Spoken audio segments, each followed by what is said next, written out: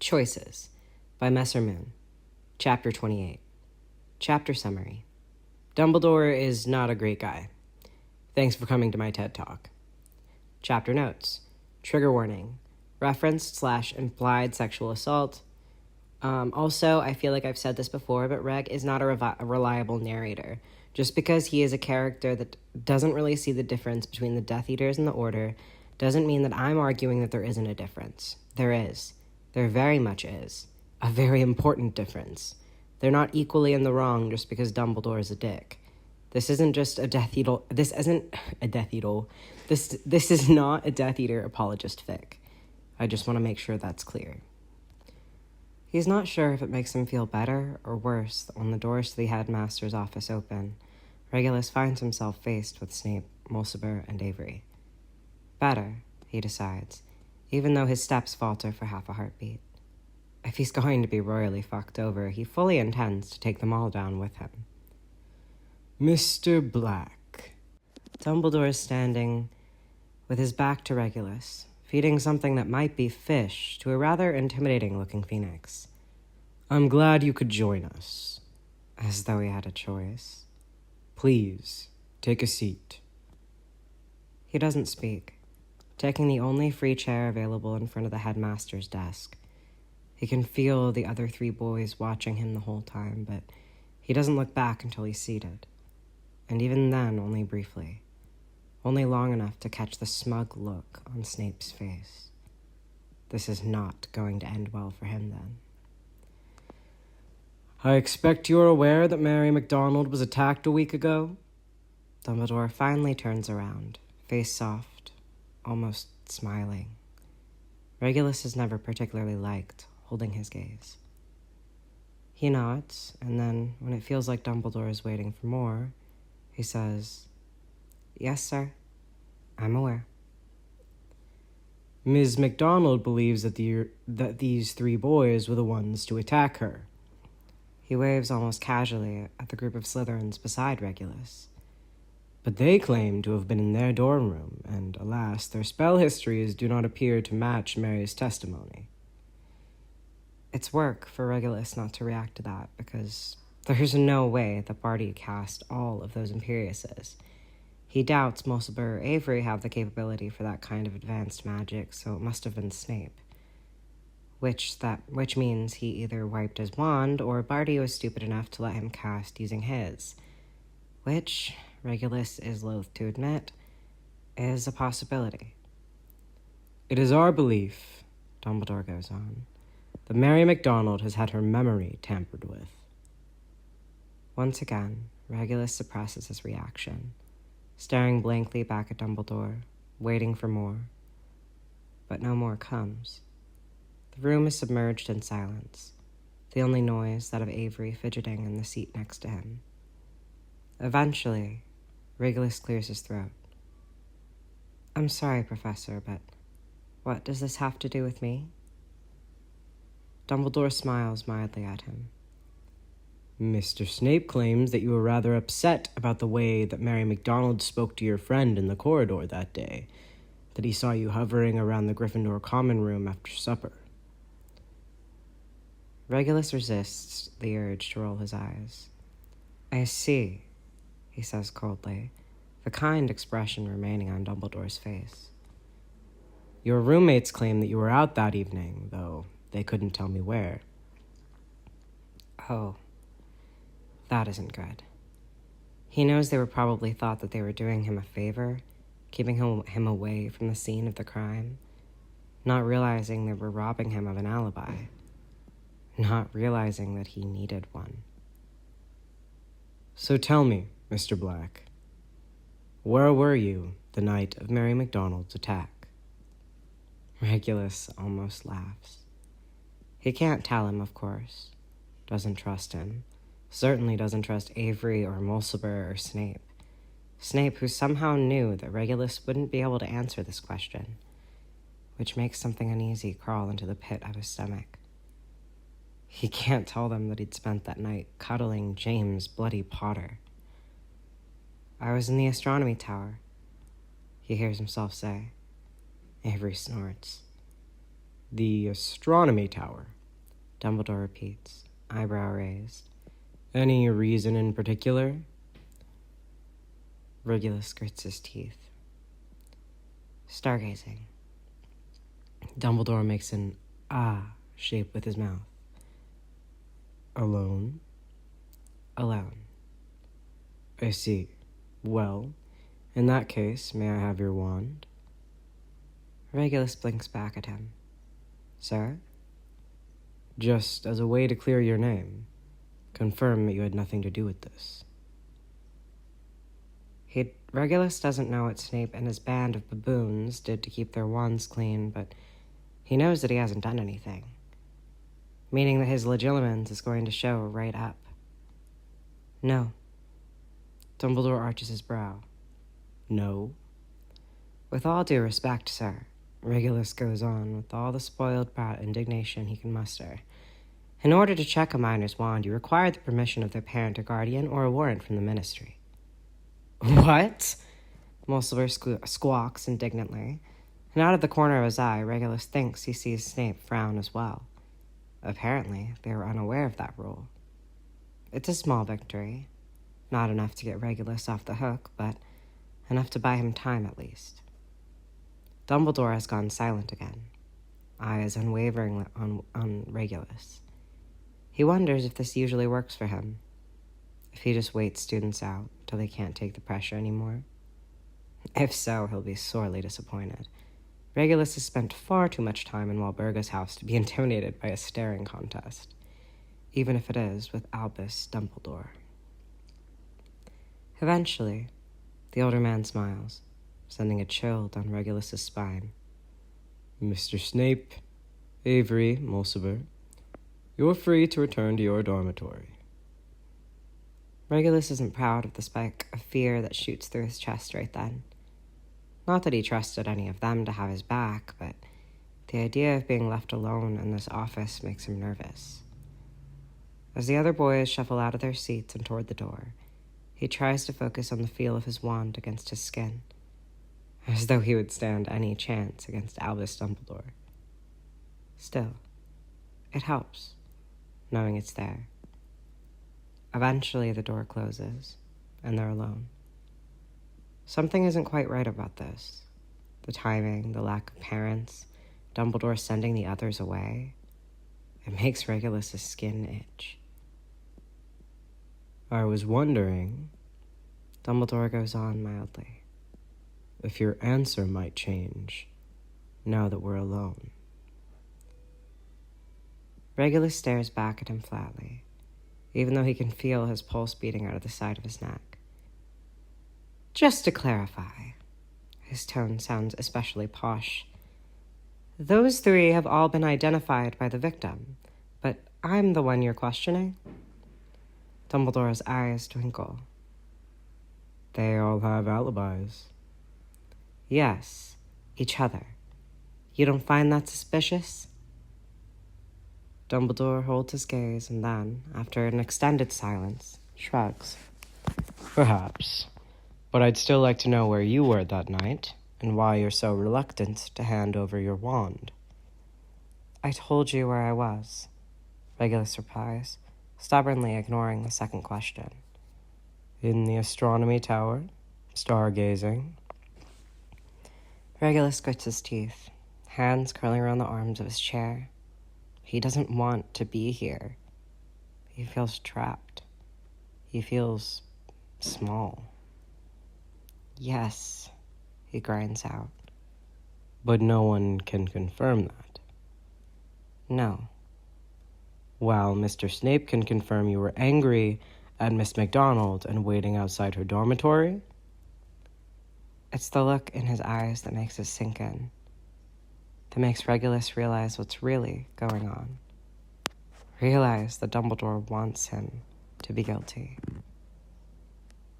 Snape can confirm, he repeats, trying to keep his voice steady. Snape, who has been accused of being involved in the attack. Do you not think that gives him an ulterior motive here? Another long pause, another shrug. I have to tell you, these allegations are quite serious. The older man goes on. None of this is right. Regulus knows that. Eyes bouncing around the dark office, looking for what he doesn't know, and suddenly feeling surrounded. This isn't about Mary MacDonald, is it? He finds himself saying, eyes returning to Dumbledore's eerily calm face. This is about the war. Dumbledore smiles. It doesn't feel friendly.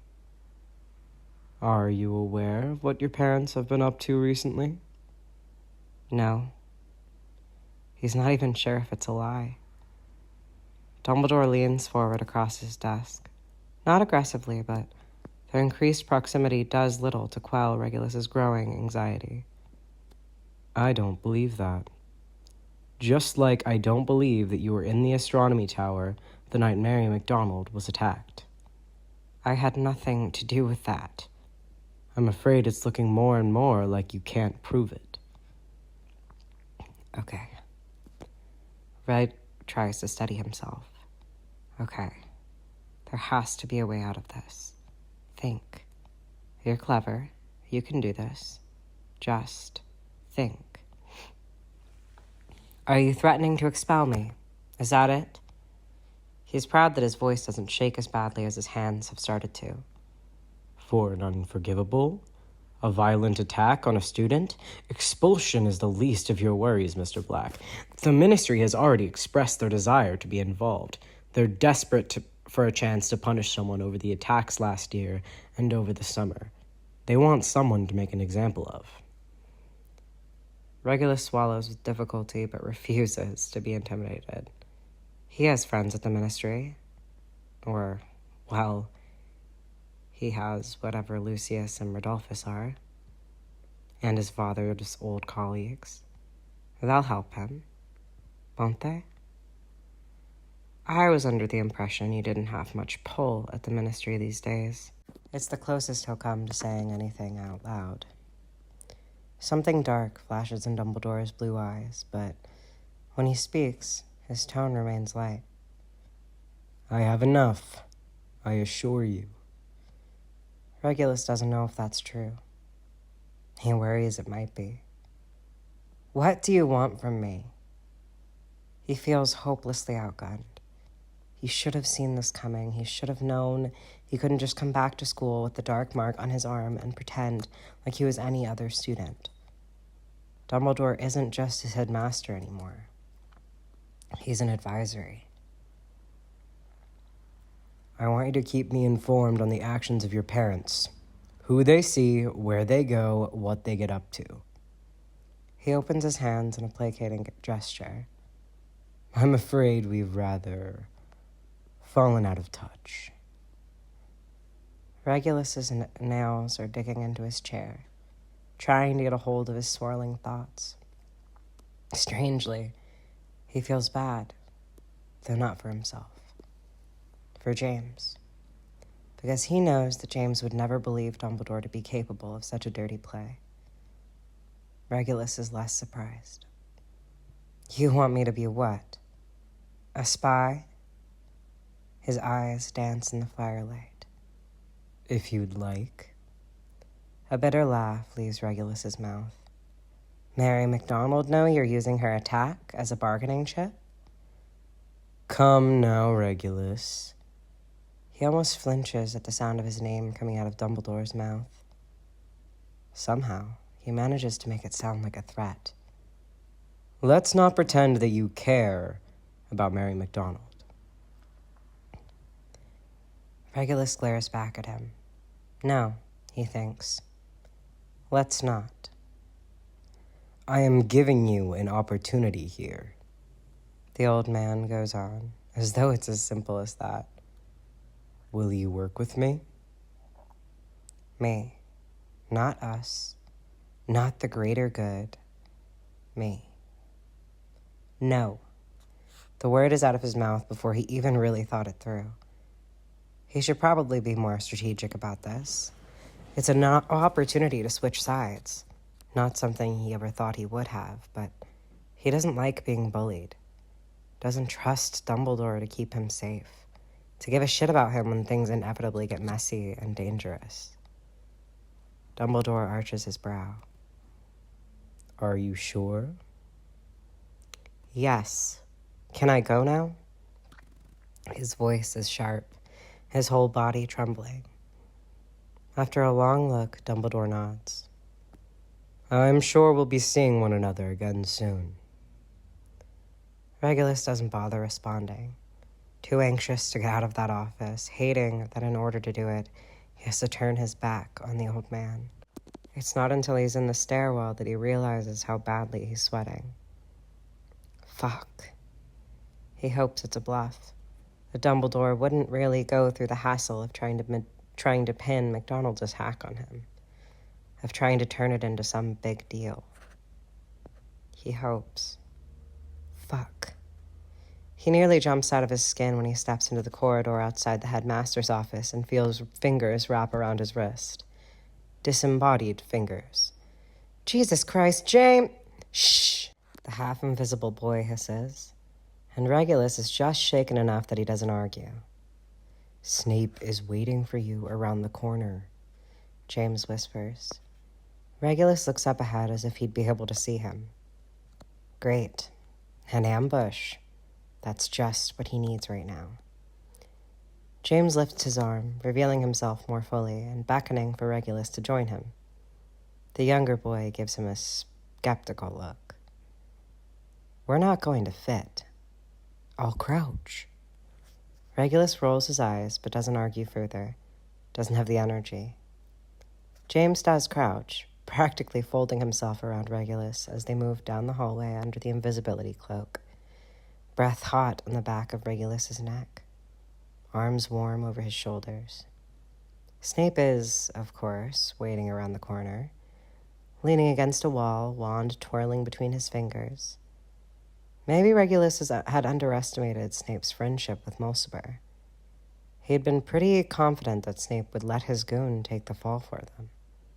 Apparently, he'd made a mistake. James nudges him around the next corner, and Regulus doesn't need to ask where he's leading them, though part of him wants to protest. He's not sure he can deal with James right now. Not sure he knows where James falls in this, especially when there's the possibility that McGonagall knows about them.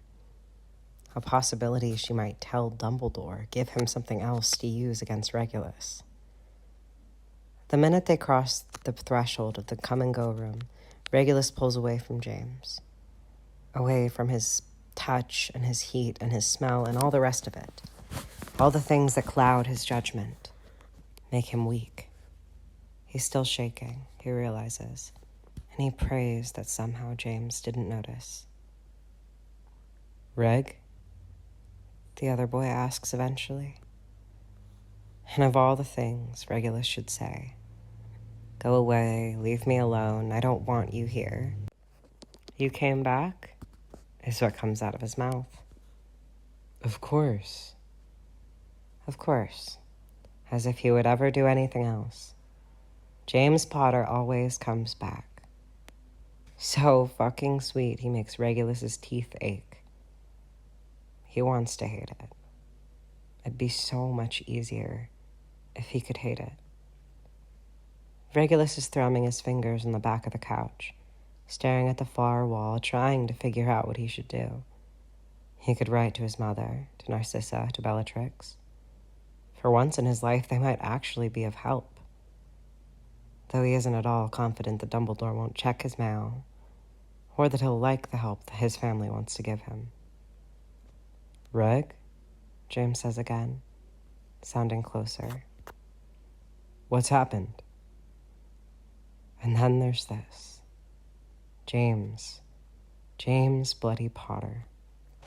The boy he's been trying so desperately to distance himself from, for both of their sakes. Regulus isn't sure he can stand watching James fall out of love with him, and he'd been certain that he'd started, that James was growing tired of him. Until today, when James tracked him down practically in tears, begging to be enough, which was heartbreaking and confusing and dangerous, all rolled into one. Regulus squeezed his eyes shut. He doesn't want to hurt James, but it's inevitable at this point, no matter what he does. He hears footsteps, and when he opens his eyes again, James is facing him, full of concern. Regulus reaches out, as weak as always, reaches out and grabs James's wrists, his waist, his shoulders, like he's building him with his hands, confirming that he's there and real and something that Regulus can have if he wants. Because he wants, doesn't he? Wants him, loves him, hates him. A huff of laughter forces its way out of the back of his struggling lungs. He doesn't think it's ever like this in the stories. Love.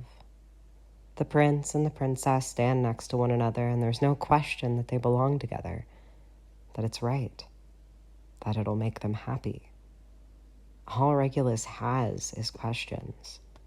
All Regulus has is this deep feeling of wrongness in his stomach every time James looks at him like he's important. Regulus, James says softly, sweetly. He grabs Regulus' wrists, stilling his hands where they are, cradling James's face. He needs to learn not to give everything away, Regulus thinks, as he stares up into the older boy's eyes, which are all feeling, all heart. James Potter walks through life without any armor on, and one of these days, it's gonna get him killed. Just the thought sends a shiver through Regulus's body. You came back, he croaks again, which is still not what he wants to say, and he doesn't know why that keeps happening. All he knows is that he's been ignoring James for days, and then the first time they speak, he gets dragged to the headmaster's office, and still, for some reason, James is here, waiting for him, even though Regulus has shown him in every way that he doesn't deserve it. I told you I would. James gives his wrists a light squeeze. I know. He doesn't know how to explain to James that he never takes anyone at their word. Doesn't know how to. They just keep standing there, holding one another, looking at one another. Regulus focuses on James's face instead of everything else going on inside him. There are finger smudges on his glasses. There always are. Flecks of gold in his eyes, barely there freckles on the bridge of his slightly crooked nose. Regulus has the sudden urge to be able to paint the Muggle way. He wants to stare at this face for hours, for days, for weeks, wants to figure out what shade of pink his lips are, wants to draw his smile just right, commit his dimples to memory. He wants to take his time, wants to make James Potter his life's work. A stupid, useless fantasy. Eventually, James sighs, pulling Regulus's hands gently from his face but not letting go of his wrists, tugging Regulus toward the couch. When they're sitting, James turns to him expectantly. I can do this all night, you know. It's not like I'm going to get any sleep anyway. James says it with a half-hearted smile, but Regulus suddenly notices the heavy bags under James's eyes, which are slightly bloodshot, his hair more of a disaster than usual. You're not sleeping? He finds himself asking. James waves his hand dismissively. It's not important right now. James gives him a serious look. What did Dumbledore want, and what does it have to do with Snape? Regulus looks back, considers lying, finds he doesn't have the energy. He's not sure he can see the point. Mary McDonald's attack, Regulus says, causing James to stiffen. Snape, Avery, and Mulciber are saying it was me. They're what? James's indignation is almost flattering. Unfortunately, it's followed by a swelling of guilt in Regulus's stomach. Because he hadn't attacked Mary McDonald. But he had covered it up. He was still covering it up. He pushes on. And since I don't have an alibi, Dumbledore is willing to believe them. He leaves out the politics, afraid to hear what James would say about Dumbledore's proposed deal, afraid that he'd take the old man's side. You don't have... He sees the moment it clicks for James. Me, he says suddenly. I'm your alibi? Technically. Regulus barely has time to blink before James is off the couch and headed for the door. Where are you going? Regulus demands, quickly getting up to follow. To Dumbledore. I'm going to tell him you have an alibi. Regulus feels his heart stop.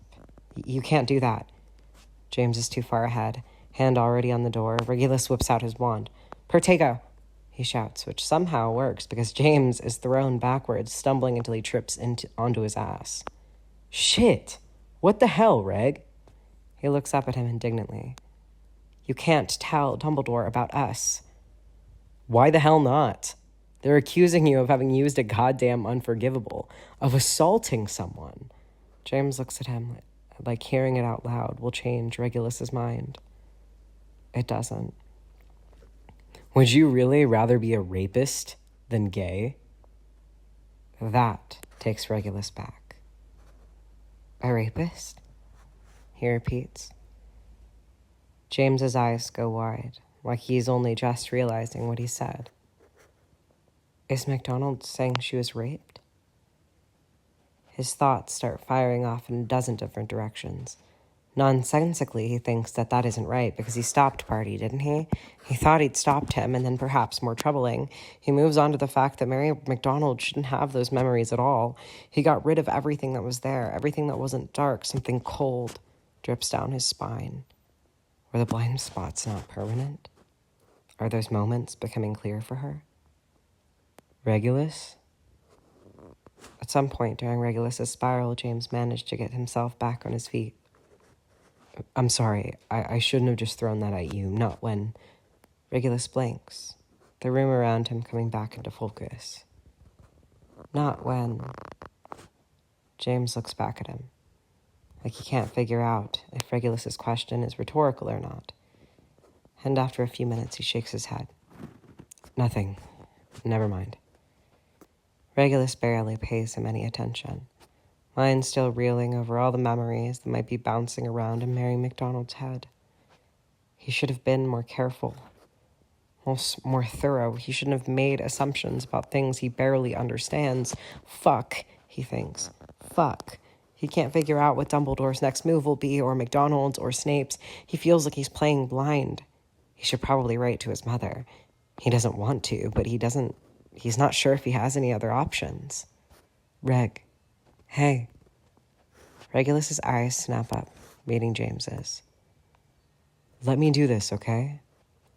He says quietly. Let me do this for you.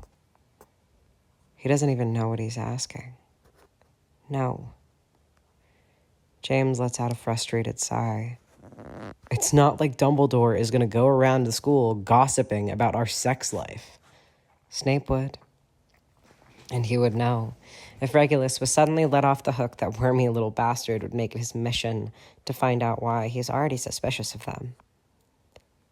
James is opening his mouth to protest, maybe volunteering to scare some discretion into Snape, but Regulus cuts him off. That's besides the point. I really don't give a shit what anyone at the school thinks. James looks surprised by that. Oh, but my family can't go... No. There's a pause. That you're gay? Regulus snorts. I'm not gay. You sound like Sirius. He supposes he deserves that, though he still feels an intense desire to punch James for saying it. I'm slightly more self-aware than Sirius, I imagine, he says flatly. I'm attracted to boys. Always have been. But I don't have the privilege of being gay. James really does look lost. Is that a riddle? He asks, squinting at Regulus like that will make the words clearer. Sort of, Regulus answers truthfully. I'm the heir now, Who I want to be with is irrelevant. I have to marry a woman and continue the line. He feels tired even just talking about it. There's a long tradition of blacks fooling around on the side. As long as you're discreet about it and do your duty, it's tolerated. You would think, being a pureblood himself, that none of this would come as a surprise to James. But then the Potters are a very different kind of family. They always have been. James exhales, running a hand through his hair. Okay, listen, we'll come back to how absolutely fucking miserable that sounds, but for right now, I still don't see the problem. I'm just telling Dumbledore. Just. Regulus almost laughs. Just telling the man who threatened me with Azkaban the most vulnerable thing about me. It'll get out.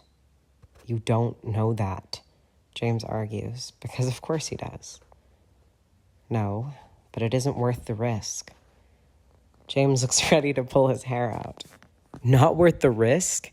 I think the stakes here are a little higher than messing up your future unhappy marriage prospects, don't you?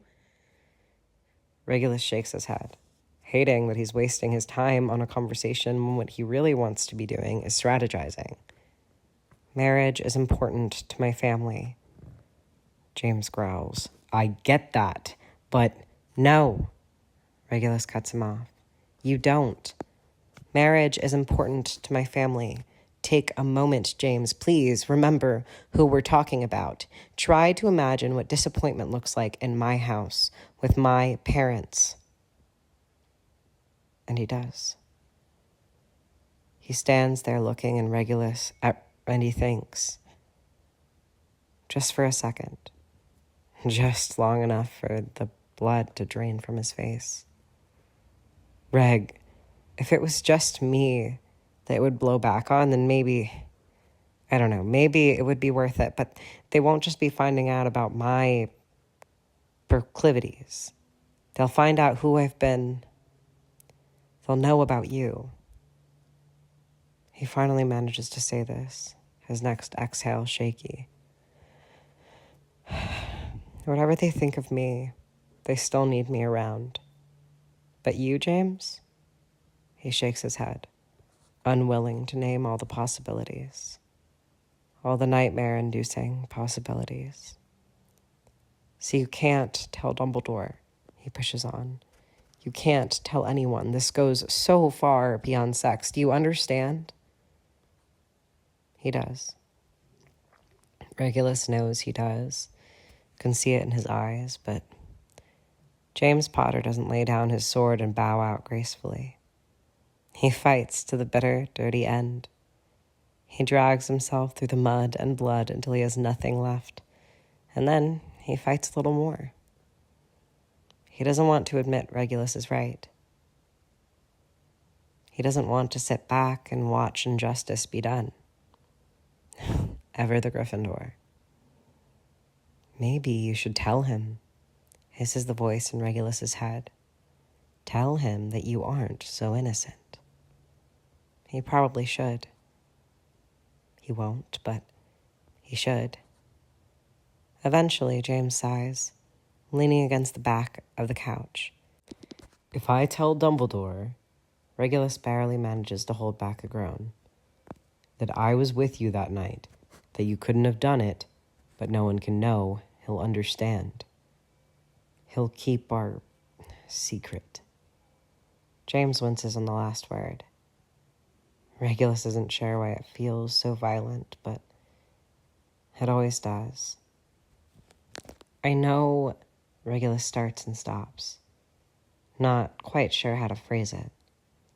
I know you believe that, but But Dumbledore has no interest in protecting me. I'm sorry it's me you've ended up with. Anyone else, I'm sure you'd be right.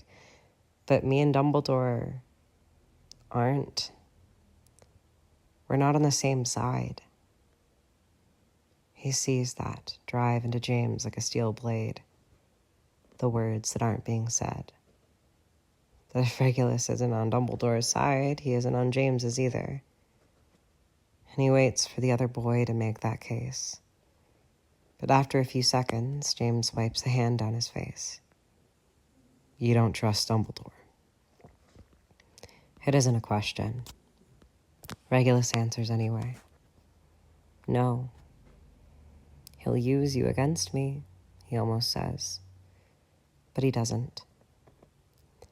After a moment of silence, James turns to him, shoulders sagging.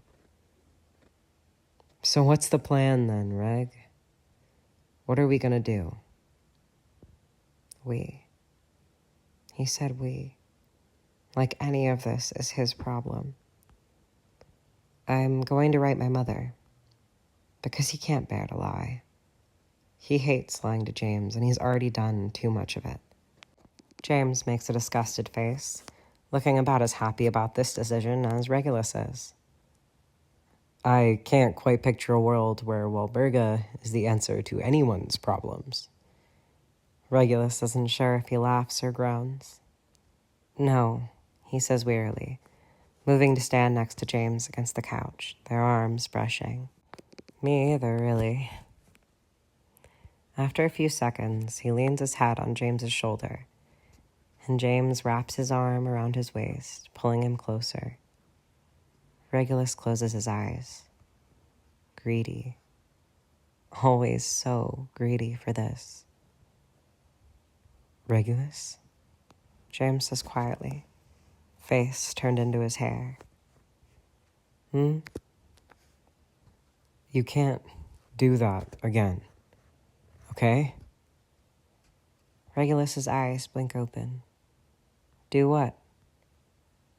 Disappear. You need space, you tell me. You talk to me, but you can't just walk away like that. There's a pause, and then, if you're gonna break my heart, you need to mean it. Regulus hates those last few words. Hates how real they are. How they sound wrapped up in James's voice. He squeezes his eyes shut, pushing farther into James. I don't want to break any part of you. Regulus whispers, painfully vulnerable. It helps to have his eyes closed. James kisses the top of his head.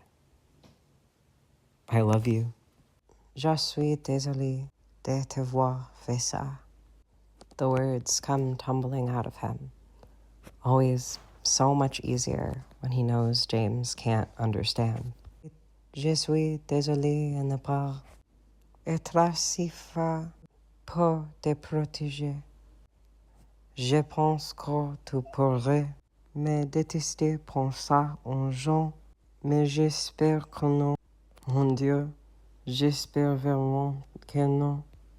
James squeezes him tighter. Reg, he says, in a low voice, breath tickling the top of Regulus's ear. But he only shakes his head. I love you, he says instead. I love you too. Over the years, Regulus has, in passing, spoken to Mary MacDonald. Never for any great length of time or about anything important, but they're only a year apart, in the same school, on opposing Quidditch teams. It happens, but neither of them has ever sought the other one out, and he's more than certain they have never spoken alone. Despite all of that, when he walks out of Transfiguration and sees her leaning against the wall from his classroom, he knows that she's there for him. He considers, for one pathetic second, running away. He doesn't, but it's a near thing. Hello, he says, stopping in front of her. She holds his gaze unabashedly. A moment passes before she cocks her head to the side. Over here, and then starts walking. Once again, Regulus feels the strong urge to turn in the opposite direction and run for it. But instead, he follows Mary down the hall, letting her stay a step or two ahead of him, until she turns into what appears to be an empty classroom.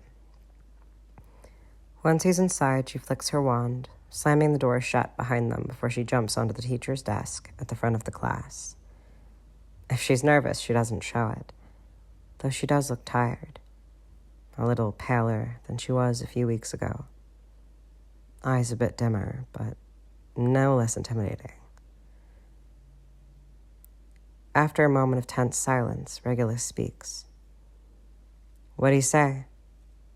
Because the only reason that Mary MacDonald would suddenly be hunting him down is because James had done something stupid. Well-intentioned, but stupid. Mary smirks, and he wonders if that's a good sign. He did try to be subtle. Regulus resists the urge to roll his eyes. I'm sure. Tell me. Her eyes give him a once-over that leaves him distinctly uncomfortable. How is it that you have James Potter doing your dirty work for you? He grimaces. I don't. For this exact reason. Yes, all right, but you knew it was him that led me to you. Fuck. Maybe James wasn't the only one failing at subtlety here. He was asking me questions the other day. I think my brother has prejudiced him against me. Regulus is careful to keep his voice as neutral as possible. No doubt they would both happily blame me for every shitty thing that happens at this school. It's what he would have said a year ago. He tries to drag up that old bitterness. Mary arches her brow. Yeah, I don't think so, though, because that isn't how you said it. It isn't how he asked it. Your tone is all off. She waves her hand at him. My tone? He repeats skeptically. Mm-hmm. She places her hands on the edge of her desk and leans forward.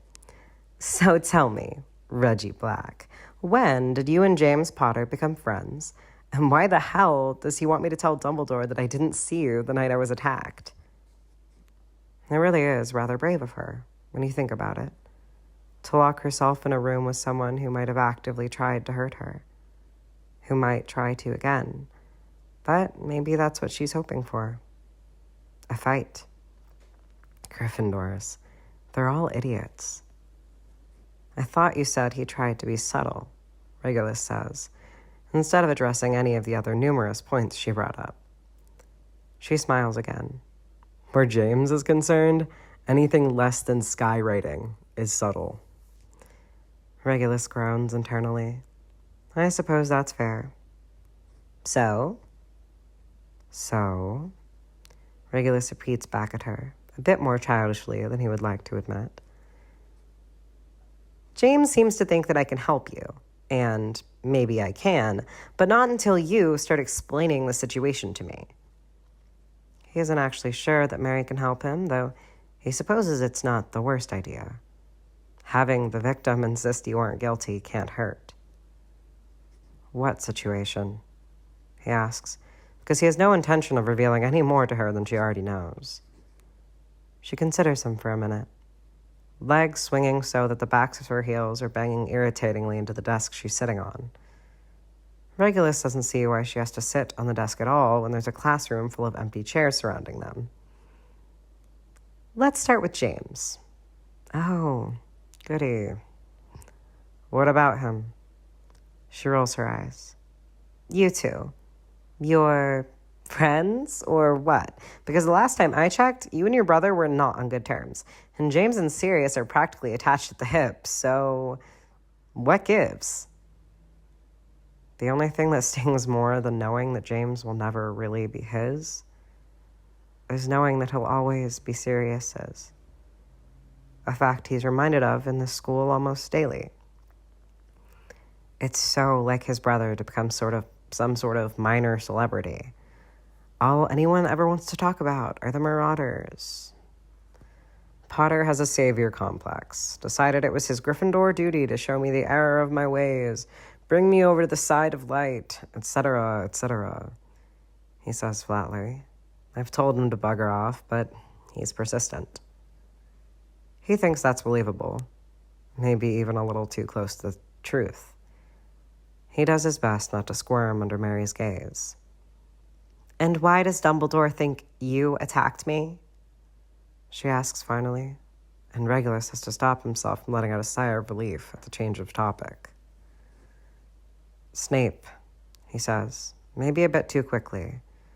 Not a fan of this thing being pinned on his mate, so he's trying to blame it on me instead.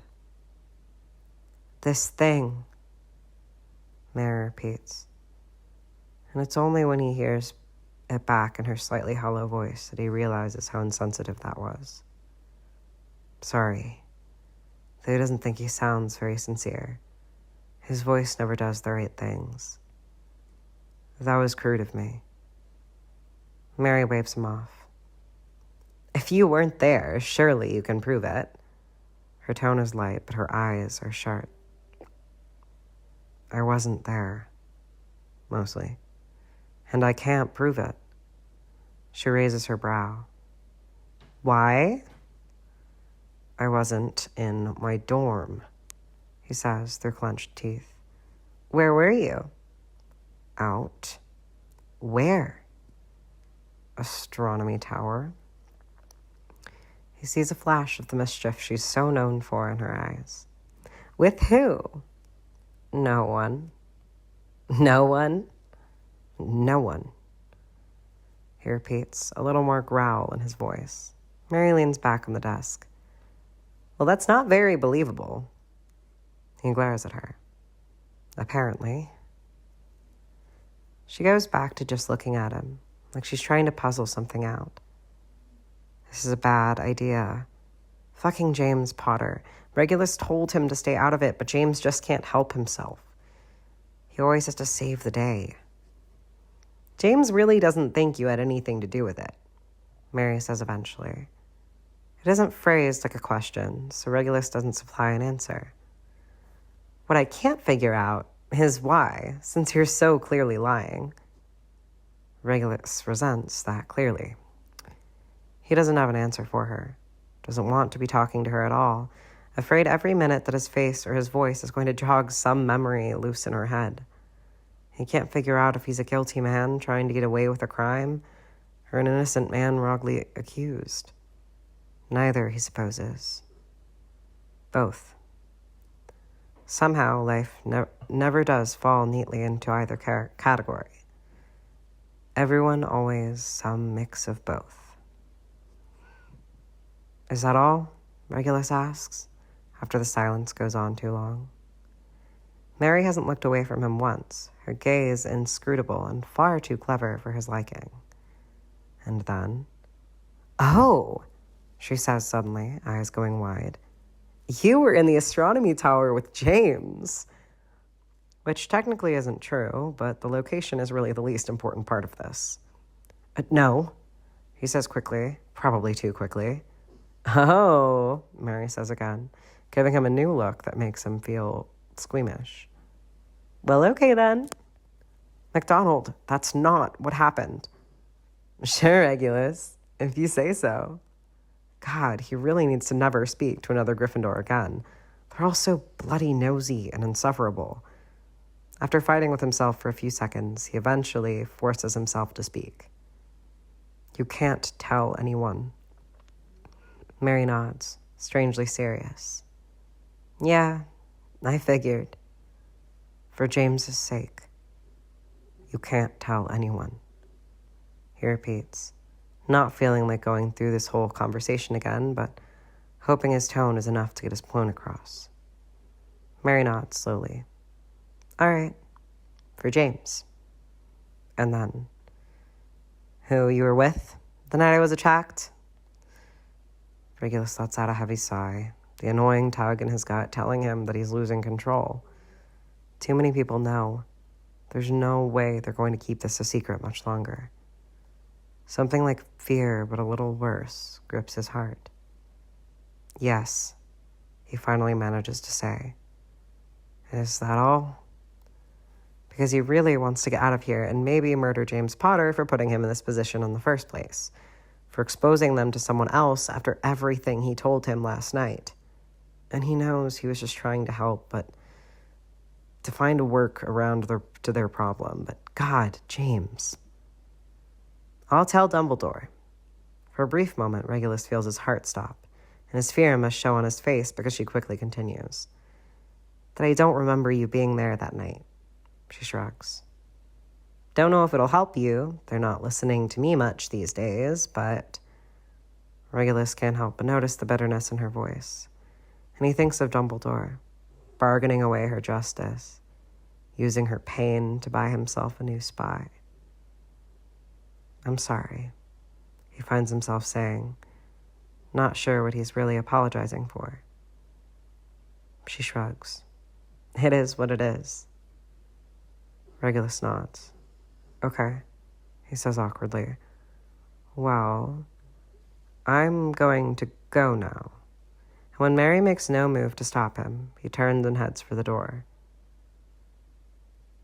You should know that I do, though, she says as he reaches for the handle, causing him to look back over his shoulder, forehead wrinkled. Do what? He asks. She gives him another one of those long looks, penetrating in all the worst ways. Then she slides off the desk, walking toward him at a leisurely pace. She stops when they're right next to one another, and for a moment Regulus sees something new in Mary's stare. Something violent, like rage.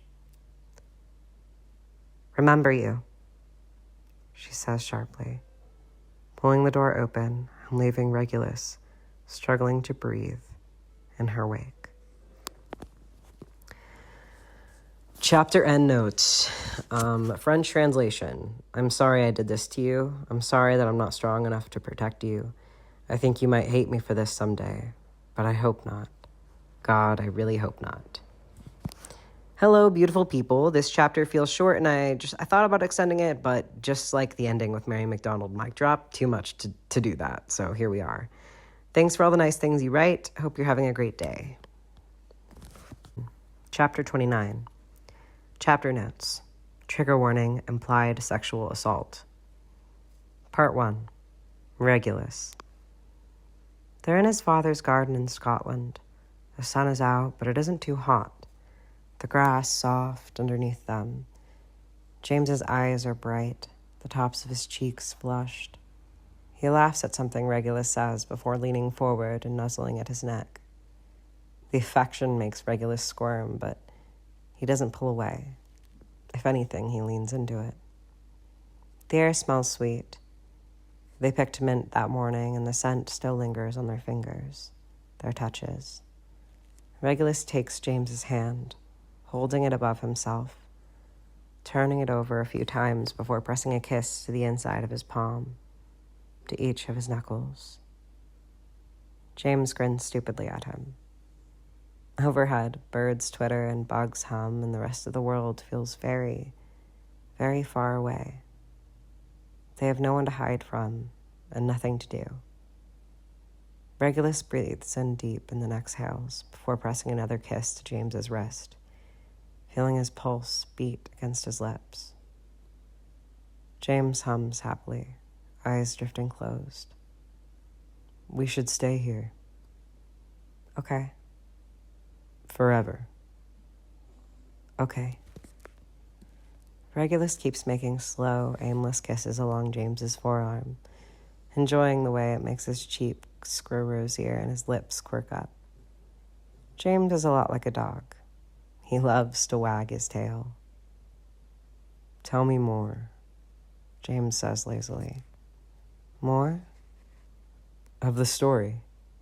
We were just getting to the good part. Regulus snorts. What's the good part, exactly?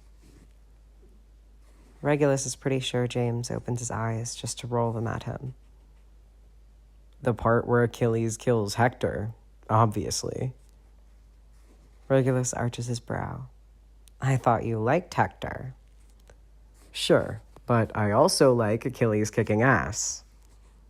Uh-huh. Regulus has to bite his lip to keep from laughing. He feels a little delirious right now. Maybe it's the sun. Maybe it's the way that James keeps looking at him. James taps the toe of his foot against Regulus's heel. Go on, then. Regulus sighs like it's some big inconvenience, but the truth is, he loves telling stories. Always has. They're a kind of magic. They let you be anyone, anywhere, doing anything. He's not sure he would have survived his childhood without stories.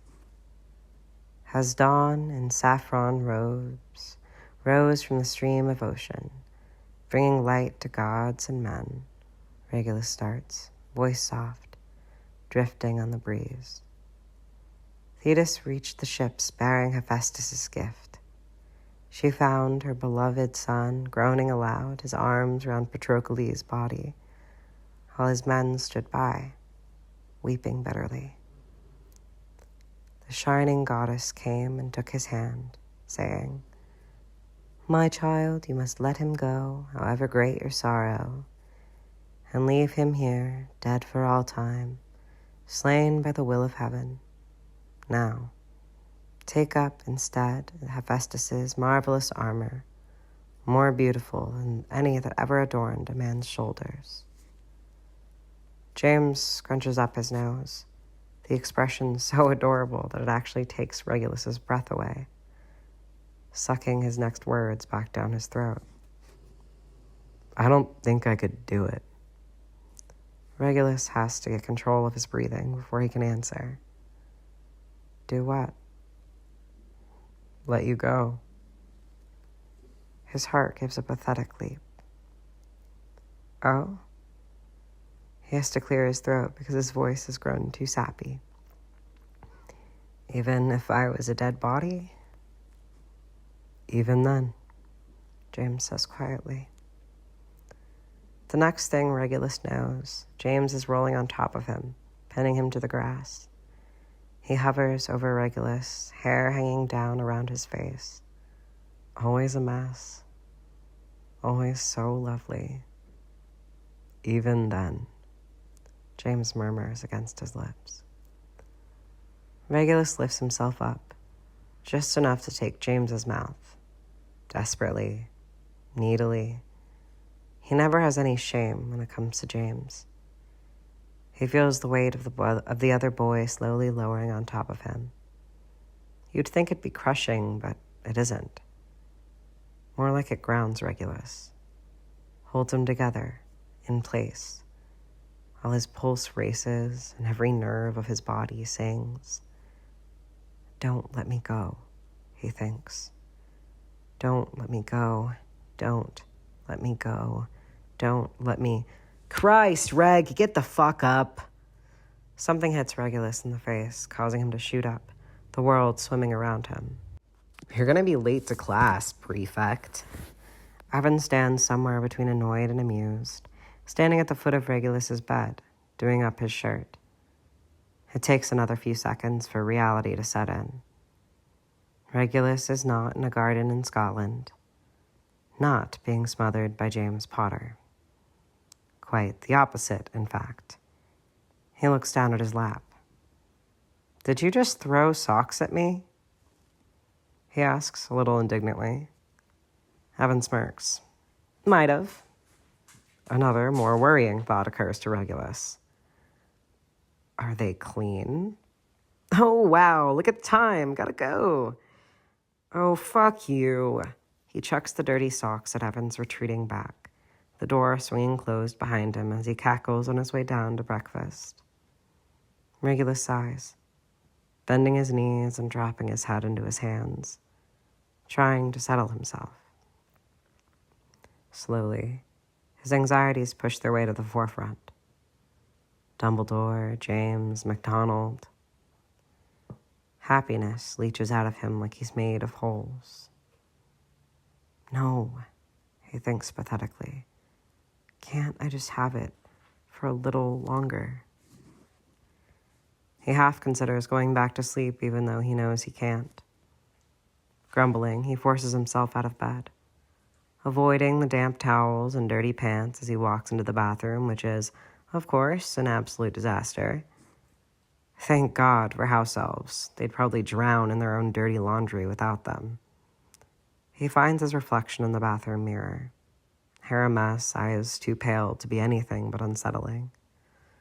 Little bits and pieces of his dream flicker through his head. Gentle sun, fingertips, sweet lips. It fills him up with something warm. Something that feels light and comforting, but also aches. He sighs, gripping the edge of the counter. It wasn't real, he has to remind himself. The last time he talked to James, they'd been doing damage control, not frolicking in a garden. Damage control seemed to be all they were ever doing these days. He scrubs at his face, tired of looking at it, tired of seeing his mother and his expressions, and his eyes. His shirt sleeve slips up his arm, and a quick movement draws his eye. The black tip of a slithering tail. Regulus freezes, staring at it. He's gotten very good at avoiding his forearm, avoiding the reality of his situation. He's worried that something has changed in him this summer, that he's starting to lose himself a little bit. Not that he ever had a particularly firm grasp on who he was in the first place. He only really feels sure of himself when he's with James. It's pathetic, really. The relief he feels when he tugs his sleeve back down, hiding the mark from view. It doesn't change anything. Not really. Still, he can't help but thinking the same thing he always does. Just a little more time. Just a little more time with him, please, please, please. He's not even sure who he's asking anymore. Himself? The universe? The rest of the wizarding world? Please don't start your war yet. I'm not done being loved by him. Regulus sighs, angry at himself for his stupidity, his weakness. He starts the shower, waiting until the water is scalding before he strips out of his pajamas and climbs in, hoping to wash all thoughts of gardens and forevers and love off his skin. All right, today is an exciting day, class. Merrythought claps her hands together at the front of the room, looking far too chipper for 9 a.m, at least in Regulus's opinion. Ooh! Cersei pauses excitedly beside him. Speaking of too chipper. Regulus is folded over his desk, chin resting on his arms, potentially regretting his choice of seat partner. He'd refused to sit with Evan and Barty after the sock incident this morning, but he's not sure he can quite stomach Cersei's energy at the moment. Now, this is a quite complicated bit of magic, but you've proven yourselves to be very competent class so far, so I've decided to give it a try. Can anyone tell me what a Patronus is? That actually does get Regulus's attention. Are we learning how to cast a Patronus? He murmurs, to no one in particular, but Cersei squeaks beside him. Merlin, this is going to be the coolest class ever. My mom can cast a corporeal Patronus. It's a duck. Regulus blinks, turning to look at her. Your mother's Patronus is a duck? Cersei does not seem to recognize how ridiculous that is. She just nods her head enthusiastically. Yep, it's adorable. Walburga can't cast a corporeal Patronus. Honestly, she might not even be able to cast a Patronus at all. His dad is a greyhound, lean and majestic. Regulus hasn't seen him cast it for a very long time now, though. It hits him that he probably never will again, that his father is too far gone at this point. He tries to remember the last time he saw his father's Patronus, but he can't. Honestly, his memory has never been that great, always a little fuzzy, a little muddled. He thinks it's because his mom and Bellatrix are always messing around in his head. Now I ask you all to get out your wands, Merrythought was saying at the front of the class, leading to a symphony of rustling bags and screeching chairs as they all get ready to perform the most interesting piece of magic they've been shown all year. This is a very complex spell, so I don't want any of you to get discouraged if you aren't able to get it today. We aren't aiming for corporeal Patronuses on the first try. Any sign of a magical shield should be considered a success. All right? She looks around brightly at the class. For a professor of the dark arts, Merrythought is an incredibly bubbly person. A slightly plump, middle-aged witch, she wears bright patterned robes and huge dangling earrings. And she's always smiling. Always. The wand movements and incantation are relatively simple. You'll want to make a circular motion with your wand. Yes, just like that, Miss Linens. Well done. The larger they can get, the more force you'll be able to put behind your spell. And the incantation is Expecto Patronum. Now, I want you to all steal your wands and just repeat that after me, okay? On 3. 1, 2, 3. Expecto Patronum, the class choruses, with about as much enthusiasm as you can expect from a bunch of 15-year-olds at 9 in the morning. Still, Mary thought was beaming. Good, very good. Now, for the difficult part. You'll have to find a memory or a thought, something that makes you happy. It should be something important, something strong, not just the feeling you get when your favorite cake is being served in the great hall. She looks around, getting 1 or 2 laughs. No, this should be the sort of happy that feels overflowing, like it could spill out of you at any moment. Okay? There are a few scattered nods about the class, but apparently that's all the confirmation Mary thought needs. Excellent. Well, go on, have at it. Make sure you're not pointing your wands at anyone else. Regulus turns to Cersei, who's practically vibrating in the chair next to him. This is so freaking cool. He can't help but smile at her enthusiasm. Sure, he says. Why don't you try first? Okay. She closes her eyes and screws up her face. Regulus watching with mild amusement. What are you doing? Shh! She waves her hand at him. I'm trying to pick my happiest memory. I need to concentrate. Okay. There are just so many. He snorts, not worried that he'll have the same problem. In fact, he's fairly certain he won't be able to conjure a Patronus at all. Lots of wizards can't, and emotion-based magic has never been his strong suit. It's why he likes potions. It's exact, clean, certain ingredient in certain quantities under certain circumstances to produce known reactions. He likes the stability of it, the reason. Old magic like this doesn't make sense to him. Okay. Cersei pulls him out of his thoughts, her eyes opening again. I have one. Let's try. She holds up her wand, and Regulus quickly pushes it to the side so it's not pointing directly at him. Oh, right. Sorry. She laughs. My face is very important to me, he says flatly. She shoots him a grin. I can tell. What's that supposed to mean? Only slightly offended. She shrugs, mischief still bright in her eyes.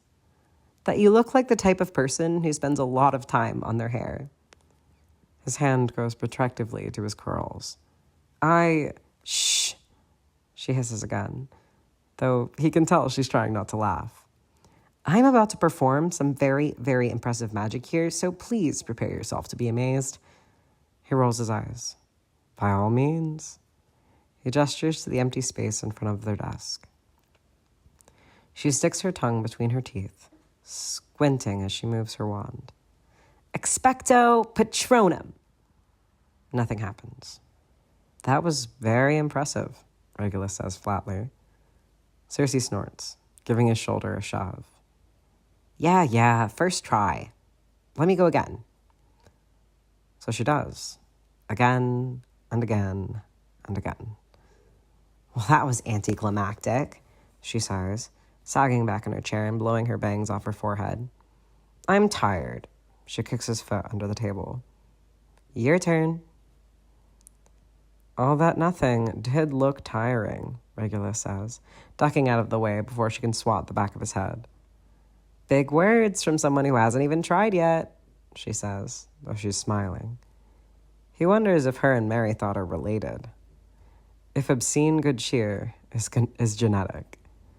Regulus sits up a little straighter and pulls out his wand, realizing that after all that time watching Cersei struggle, he still hasn't come up with a memory. What's his happiest memory? A few moments with his dad comes to mind. especially his first time on a broom. He'd been 4, maybe 5. His father still healthy enough to fly. He'd let Regulus ride with him, sitting in front so he'd feel like he was the one driving, even though, of course, he wasn't. It was the best feeling in the world, the first moment his feet lifted off the ground. His father going higher and higher, eventually doing a few simple turns and rolls. In his memory, everything is haloed in sunlight. His dad laughing the whole time. Regulus blinks, bringing himself back to the present. "You okay there?" Cersei asks, somewhere between teasing and genuinely concerned. "Shh, I'm about to do some very impressive magic." He shoots her a grin that makes her laugh out loud. "Well, by all means," she says, doing a terrible impression of his posh accent. Regulus stares determinedly at the empty space in front of him. He thinks about the feeling of being in the air, the sound of his father's laughter. Expecto Patronum. Something pulls behind his belly button, just the lightest tug before a small puff of smoke barely comes out of the end of his wand. A barely there mist. "Oh my God!" Cersei claps her hands. "You did it!" Regulus looks at his wand skeptically. "Barely." "That was very good, Mr. Black." He turns over his shoulder to see Professor Merrythought smiling at him. "You've got the right idea, but you probably need something a little stronger to ground yourself in. Remember what I said about the feeling of happiness needing to be overflowing. That's where the power of the spell is coming from. The memory should feel almost like a well, something that you can keep drawing on as long as you need to." "Thank you, Professor," he says, because he isn't sure what else to say. A well? What does that even mean? Cersei nudges him again with her elbow. "Try again, try again, try again." "It's not going to be any better," he says flatly, which only makes her roll her eyes. "Try it anyway." Regulus looks back down at his wand and frowns. A memory overflowing with happiness. He finds himself thinking of the morning before Christmas break last year. He thinks of waking up with James Potter for the first time. Usually, Regulus can't stand being touched. Usually, it makes him want to crawl out of his skin, but for some reason, James's arms were different. Comfortable. Safe. He'd laid there for longer than he wanted to admit, just looking at James. When he finally managed to force himself to wake James up, the other boy had smiled, had kissed him like it was natural, like he couldn't help himself. Regulus had never felt so warm in his life. Those images are replaced by the pair of them in the forest, swimming by James's waterfall, lying in the sun, by James standing in the doorway of the come-and-go room and telling Regulus that he loved him for the first time. The pair of them lying in the grass in his father's garden, without any fears, without a war hanging over their heads. James promising to never leave him. Expecto Patronum. There's nothing gentle about the tug in his gut this time. He thinks he actually jolts forward as a bright white light spills from his wand, and Regulus finds himself face to face with a reindeer? "Merlin!" Cersei gasps beside him, the whole class going silent as the animal blinks at Regulus. He knows it sounds mad, but there's something familiar about it. "He's beautiful," Cersei breathes, causing a phantom reindeer to turn to her. She smiles at him like he's a real animal. "God, a stag. That's so cool." "A stag?" Regulus repeats. "Yeah." And then, at the look of confusion on Regulus's face, she explains. "You can tell because of the antlers. My father hunts them on our estate all the time." Regulus wrinkles his nose, looking back at the animal who steps toward him. bowing his head and nudging Regulus's fingers. He can't really feel it, not the way he would be able to if the animal was made of something solid. It's more like a slightly cold, tingling sensation. "Hey, you," Regulus says dumbly, well aware that he's speaking to a bloody incantation. Then, suddenly, the class erupts in applause. Regulus looks over to see that it is, of course, being led by Professor Merrythought. "Well done, Mr. Black," she says, beaming. "Really excellent work. Very, very good." He turns back to his stag, who definitely gives him a look like, "Isn't this a bit much?" Which, yes, Regulus thinks. It absolutely is. Far too much, honestly. He's glad they're on the same page. "To disperse him, you merely need to wave your wand," Professor Merrythought says. Regulus looks at her, and then back at his stag, who paws at the ground. "Oh," he says stupidly. "Right." He lifts his wand reluctantly, which is ridiculous. It's not a real animal. It doesn't have any feelings. Still, it seems cruel when he waves his arm and watches him dissolve into mist. "Sorry," he says stupidly, blushing and hoping that no one's paying enough attention to hear him. He tries and fails not to cringe when Mary McDonald falls into step with him on his way back to the Slytherin common room. "You look happy," she says, somehow managing to make that sound like a threat. Must be a trick of the light. He doesn't look at her. Doesn't look down either. That would be too weak. So his only option is to keep staring straight ahead. "Must be," she muses. They pass a group of Ravenclaws who give them both a strange look. Of course, Mary McDonald and Regulus Black walking down the hallway together is just food for gossips. Especially because she used to date Sirius. He is sure rumors will be flying by dinner. Fucking Gryffindors. Not a subtle bone in their bodies. "Do you want something?" he growls eventually, after a long and uncomfortable period of silence. "Many things, actually." He doesn't need to look at her to know she's grinning. "You have Quidditch practice tomorrow night, right?" Regulus is momentarily thrown. Yes?" She nods sharply. "Good. I'll be in the bleachers. Come find me." Regulus's hand tightens around the strap of his book bag. "Why?" "To chat. About how you can be of use to me." He cringes. Hating her may be more than what is justified. Hating himself for once again being in this position. Under someone's thumb. Powerless. "And if I don't?" he grounds out, turning the next corner into an emptier hallway. Mary snorts. "Come on, Regulus. You're a smart guy. I'm sure you can figure it out." When he doesn't answer, she goes on. "I haven't decided who I'll go to first. James or Dumbledore." She knocks her shoulder against his like they're old friends. It makes Regulus's whole body tense. "What do you reckon is the better threat?" Regulus grinds his teeth. "Fine. Tomorrow, after practice. Is that all?" "Ooh, so snippy. You'd think you were the one who had their head bashed in." Regulus stumbles, memories of Mary on the ground, the sound she'd made when she hit, dark blood pooling around her head. She puts her hand on his shoulder. It probably looks good-natured to anyone passing by, anyone who can't feel her nails digging through the fabric of his shirt. "I need information from you," she says, voice dropping down. "But I want you to know that just because I'm not giving you up doesn't mean you still don't make me sick."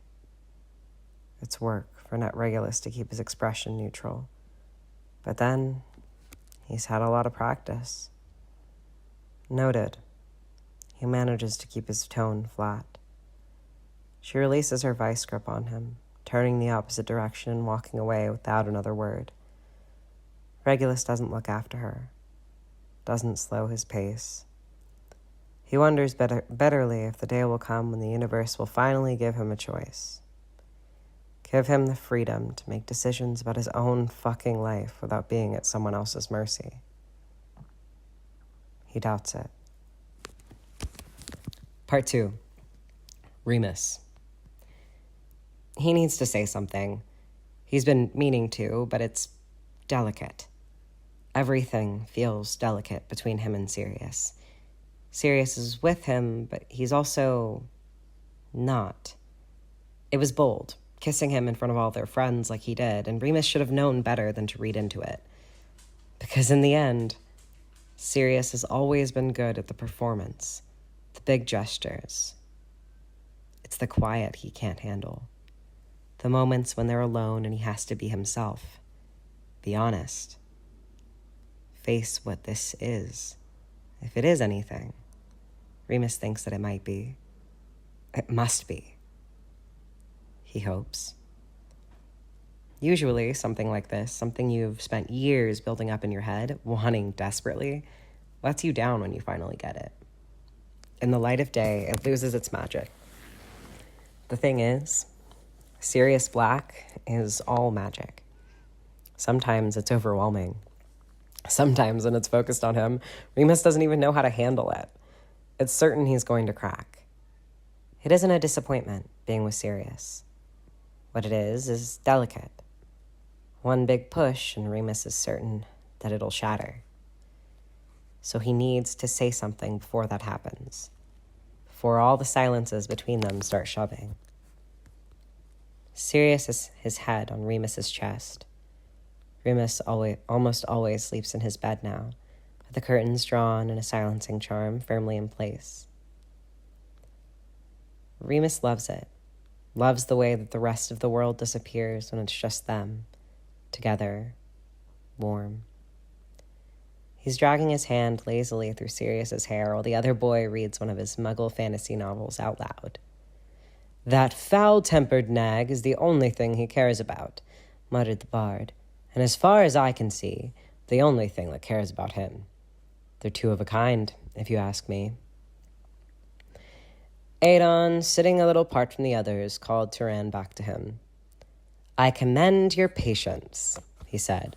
"The black beast spurs Eldiar cruelly." Sirius, Remus has recently learned, has a talent for accents, and has taken it upon himself to give each of the characters in the book a specific voice. It makes Remus smile a stupid amount. There's just something so innocent about it. So soft. Something Sirius doesn't let himself be often. "I think he'll feel better once we find the cauldron," Turan said. Sirius goes on. There will be glory enough for all to share." Adon smiled gravely. "Is there not glory enough in living the days given to us? You should know there is adventure in simply being among those we love and the things we love. And beauty, too." For some reason, that last line makes something in Remus's gut squirm. "Do you think that's true?" he finds himself asking, cutting Sirius off. "Do I think what's true?" "That bit about, love being its own glory?" Sirius snorts. "Nope." "No?" Sirius closes the book and flips onto his stomach, causing Remus to let out an oof while simultaneously holding Sirius to him so he doesn't roll off. "You agree with Adon?" he asks, somewhere between genuinely curious and mocking. Remus looks into his eyes and then away. "I don't know, a bit. Or, I think being loved and loving is worth more in the end than, slaying the dragon." Sirius rolls his eyes. "Well, sure, yeah, more than slaying the dragon, but not more than getting the bad guy." "In my example, the dragon was the bad guy." Remus smiles a little. "A dragon isn't a bad guy, though," Sirius goes on, taking this very literally. "A dragon isn't bad at all. It's dangerous, maybe, but it's not, plotting world domination or anything." "Right," Remus says slowly, feeling as though they might be getting off topic. So you're saying that if this bad guy is bad enough, defeating him is more satisfying than being with the people that you love? I'm saying that love is nice and all, but it doesn't mean shit if the rest of the world has gone to hell. Which Remus supposes is fair. All right. Sirius gives him a look. You don't think so? Remus shrugs, with difficulty considering that Sirius is still on top of him. I think saving the world would feel a little hollow if there was no one I loved in it. Sirius seems to consider this for a moment, biting down on his lower lip in a way that Remus finds extremely distracting. All right, there's definitely a compromise here. Remus arches his brow. A compromise? Yeah, like saving the world with the people you love? Double glory. Remus snorts. That easy, huh? Sure. He shoots Remus a grin that makes his stomach flip. After all, we're going to do it. Remus feels his breath hitch. Oh? Did Sirius just... You, me, James, Peter, we'll finish off the Death Eaters. Voldemort saved the world. Side by side. Ah. Of course. Right? Sirius prods him and Remus doesn't answer. He smiles. Yeah, of course. Sirius smiles back before leaning forward and kissing him on the mouth. After a few seconds, he pulls away, but just enough to speak. Remus can still feel his breath against his lips. We're gonna kick so much ass when we get out there. Remus can't help but laugh. If you say so. I do. Sirius drops his head back onto Remus's chest, and after a second, Remus starts carting his hand through his hair again. It's nice. More than nice, really, but there's still a pit in his stomach that he can't quite shake. Pads? He asks softly, feeling the slow rise and fall of Sirius's chest and knowing that he's getting closer to sleep. Yeah? Remus closes his eyes for a second, praying to every god he doesn't believe in that this doesn't turn into a fight. Can we talk? He winces. Haven't we been talking? Yeah, we have, but he doesn't know how to broach this topic, doesn't know how to stop Sirius from closing off, from shutting him out. Moons. Sirius gives him a nudge. What is it? Remus exhales. He just has to get this over with. He'll never be able to let it go otherwise. You told Regulus that you weren't gay. It isn't the label that matters so much, but the way Sirius had said it. Like it was something disgusting, something he didn't want to be associated with. Sirius doesn't have to be gay. If the many girls he's been with are any indication, he probably isn't, but Remus is pretty sure that he's gay, and he doesn't want to be something that Sirius is embarrassed of, disgusted by. Sirius stiffens against him, but he doesn't pull away, and Remus thinks that's probably a good sign. It certainly isn't a bad sign. Ah, Sirius says eventually. Yeah. His voice cuts out, and Remus hears him exhale shakily. Regulus has a way of getting under my skin. Remus nods. Right. Sirius blows out another breath. I don't think I can be that. Remus's hand stills in Sirius's hair. Be what? Sirius doesn't speak. Remus waits for an answer, but none comes. His silence stretching on long enough that he starts to worry Sirius has gone and fallen asleep in the middle of this. Can't be gay, he hears himself say, filling in the spaces that Sirius won't touch. Yeah. Remus's throat feels dry. Because you like girls? Yeah. And then, no, I mean, I do, but there are other things. It's not just gay or straight or whatever. There are other things. Remus is no good at this. He doesn't know anything. The only gay person he's ever met is himself, at least that he knows of. Also, actually, James, too, he supposes. Though James is kind of like Sirius, because he likes girls. Remus has never liked girls. Not that way. Never had the choice. Maybe if he had, he'd be more like Sirius. I don't think I'm those things either. I don't know. I just can't think like that. I start to get overwhelmed, and that's when I run. He props himself up, chin on Remus's chest, eyes looking right at him. I don't want to run away from you again, Mooney. So I can't. I can't think about this. He motions between them with his finger, as saying something about who I am. It takes a lot of effort for Remus to control his expression, to not let Sirius see how much that hurts. Bites his lip so he doesn't say the words crowding his mouth. Doesn't say that sounds like a lonely fucking way to be with someone. Never thinking about it. Never acknowledging it. Almost as soon as he has that thought, Remus is overwhelmed with guilt. If it wasn't for him, Sirius wouldn't have to deal with this in the first place. He could just continue on kissing every girl in the school, being the teen heartthrob he's so clearly meant to be. It was Remus who started this. Remus who kissed him. Hey. Sirius flicks his nose, causing Remus to let out a startled laugh. Stop it. Stop what? He asks. Whatever it is that you're thinking, it's making you sad. Something shifts in Sirius's gaze.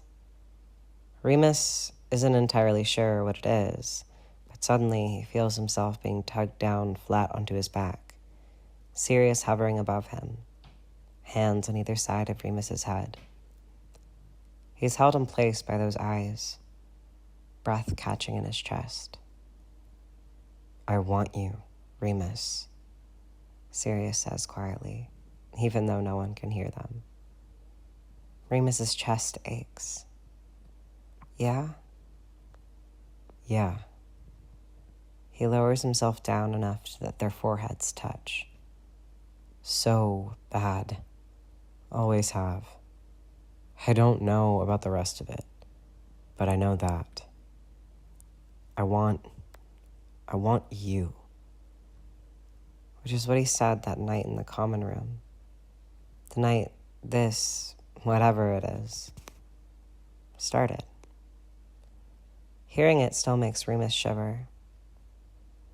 Have me then, he whispers back, just like he'd done then.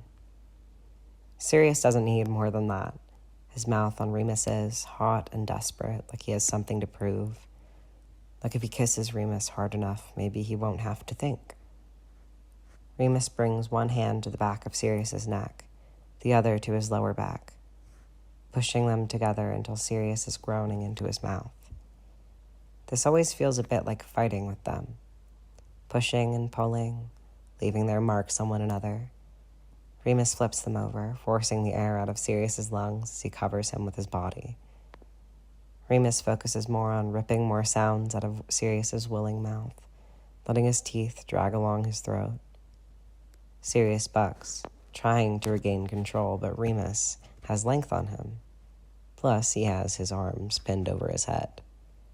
Fuck you, Sirius says breathlessly. Remus grins. I know you want to, Black, but the question is, can you?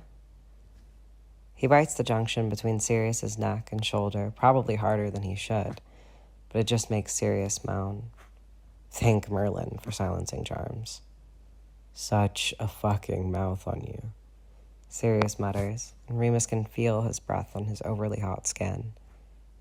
Sirius is good at this stuff, at the physical stuff. I want you. That's what he says. That's all he ever says. I want you. Remus pauses, looking down at Sirius, whose eyes have gone slightly unfocused in that way they do when things get heated. Is this it? Remus almost asks. Is this how you want me? Is this all you'll let us have? Sirius turns his head, kissing Remus's wrist where he has his arm pinned beside him. It's almost sweet. Why'd you stop? He asks. For a moment, Remus thinks he's going to say it. Going to follow this thing through, not let Sirius get away with his vague answers and even vaguer promises. Except that Sirius Black is looking up at Remus like maybe he's the only thing he needs. Like he's desperate for him. His wild black hair fanned out around his head, his cheeks rosy in a way they rarely are outside of this bed. Sorry, Remus murmurs, shaking his head as he leans back down, bringing their mouths together. I don't want to stop, he says nonsensically, against Sirius's lips. Even if this is it, I don't want to stop.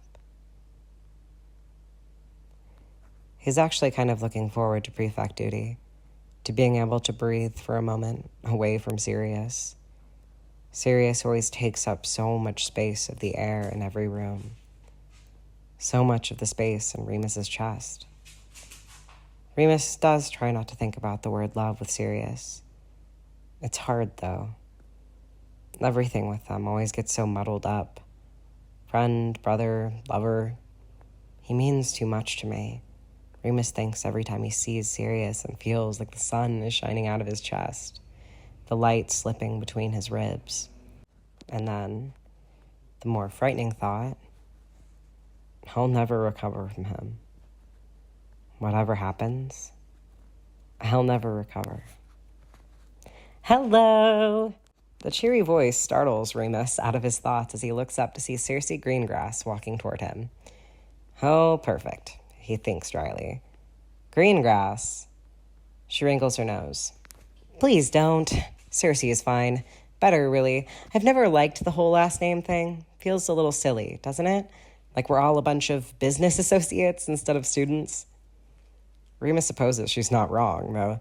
There are several people here that he's more than happy to keep at a business associate length distance. Well, Circe, shall we? He nods down the hallway and she grins. Yes, let's. The last time he saw Circe Greengrass, she'd been standing next to Regulus Black, watching him snog Sirius senseless. The memory makes him cringe. That had been reckless of them. They both knew it. Sirius hadn't so much as sat next to him for days afterward. So, Remus hears after a few moments of silence, barely suppressing a wince. The hallways are looking particularly empty tonight, which normally Remus would appreciate, but currently he'd take a horde of first years launching stink bombs at them over making small talk with Circe Greengrass. How are you? She asks. He nods curtly. Good. You? I'm great. They keep walking. Remus not really making eye contact. Not sure he could without blushing. He shoves his hands in his pockets just to have something to do. How's Sirius? She asks. Oh, well, now he's blushing anyway. He's fine, Remus says stiffly, able to hear the stupid giggly smile in her voice. Good. Another pause that is not nearly long enough.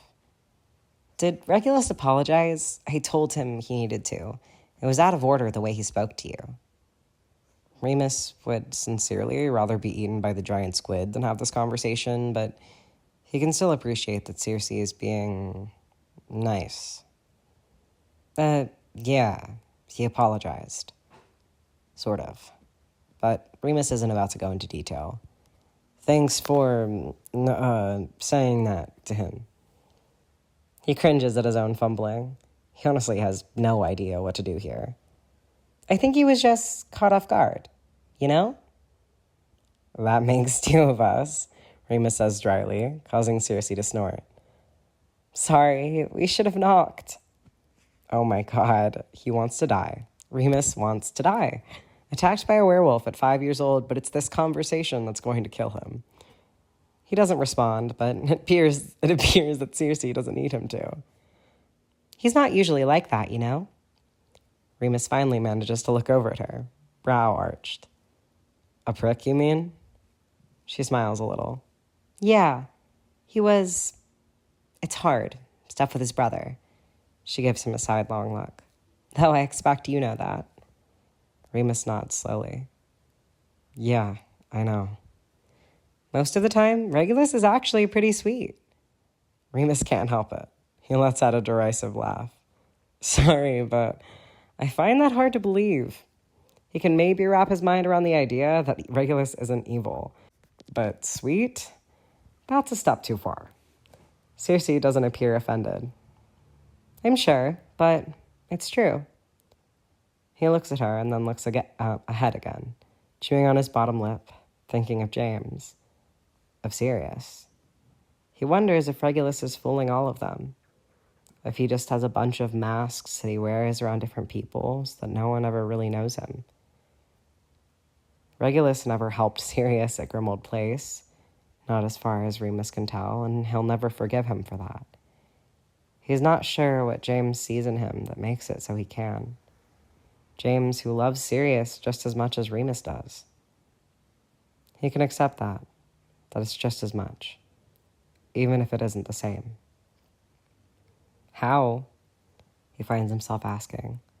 But too much time has passed, and Circe looks over at him with a furrowed brow. How what? She asks. How is he sweet? She laughs. Oh, I don't know. He remembers that I always forget my quills, so he brings extra ones to class. Or I told him once I was struggling with potions, so he just started doing his potions homework with me without even making me ask. He's honestly one of the smartest people I know, but he never shoves it in your face, you know? I'm not... She trails off, tilting her head from side to side like she's trying to find the right words. I'm not the best at school, but he never makes me feel stupid, even though he could. Never mocks me. She trails off, shrugging. I know he seems prickly, but I actually think he's just shy. Her speech is so earnest that Remus forces himself to hold in a skeptical snort at the idea that Regulus Black is shy. Instead, he thinks seriously about what she said, trying to fit it with the person he knows Regulus to be. Eventually, he shakes his head. I've never met that Regulus Black. I know. I don't think his brother has either. And despite the fact that Remus fully blames Regulus for the state of their relationship, or at least mostly blames him, that thought makes something ache in his chest. So he's the smartest person you know, huh? Remus says, trying not to be a complete ass. He's not sure he'd much like to listen to someone rag on James or Sirius for a whole prefect shift. Oh yeah. She nods her head enthusiastically. Marilyn, you should see him do magic. Like proper magic. It's so impressive. The other day in Defense Against the Dark Arts, he produced a full corporeal Patronus. It was like the most beautiful thing I'd ever seen. That, Remus has to admit, is actually pretty impressive. It was a massive stag, Circe goes on. Like, taller than me.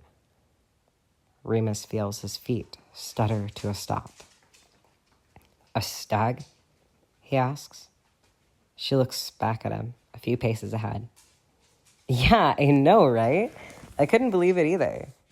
Something uneasy shifts in his stomach.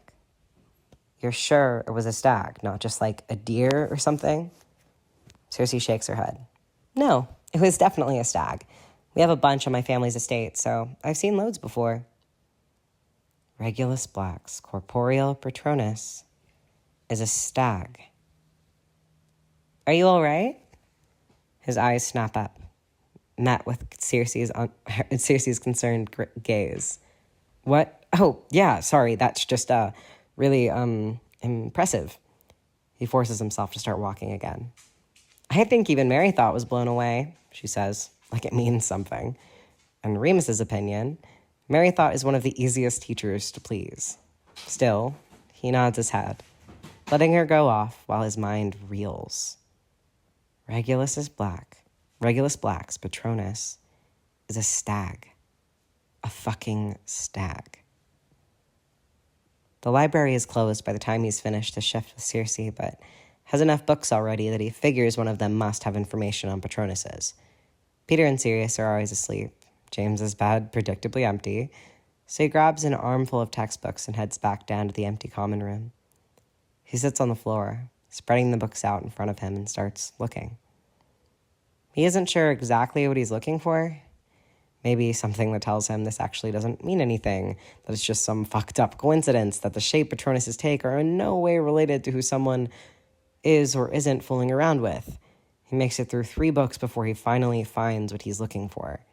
He smooths the page out in front of him, eyes skimming over the text. This ancient and mysterious charm conjures blah, blah, blah. The Patronus charm is difficult, blah, blah, blah. A guardian which generally takes the shape of the animal with whom the caster shares the deepest affinity. Remus's finger hovers over that sentence. What affinity could Regulus Black possibly have with a stag? Except James. But had James told him about his animagus form? A cold chill runs along Remus's spine. Had he told Regulus about Remus? Remus squeezes his eyes shut. No, he thinks. No, please no, I can't do this again. It was hard enough the first time. But James wouldn't. He wouldn't. That's what you thought about Sirius, says the nasty voice in the back of his head. Remus forces himself to exhale, and after a few seconds, he opens his eyes and keeps reading. There are instructions about the incantation, the wand movement, a section on corporeal versus incorporeal Patronuses. For the life of him, Remus can't remember if James managed one when they were learning about them in class. Remus hadn't, but then he hadn't been trying. Too afraid of the shape his might take if he succeeded. He keeps scanning through the somewhat bland, practical information until his finger freezes again. Right near the end, one of the final sentences on the page. The Patronus often mutates to take the image of the love of one's life, because they so often become the happy thought that generates the Patronus. He blinks, reads the sentence again, then again. The love of one's life. That's what it says. In his textbook. Not in some Witch Weekly article or a pop song. In his textbook. They mean that. Literally. The love of one's life. Shit. Oh, shit. Oh, shit. Oh. The portrait hole opens and Remus slams his book closed, head popping up to see who it is. There isn't anyone, though, which can only mean... James? He says into the empty room.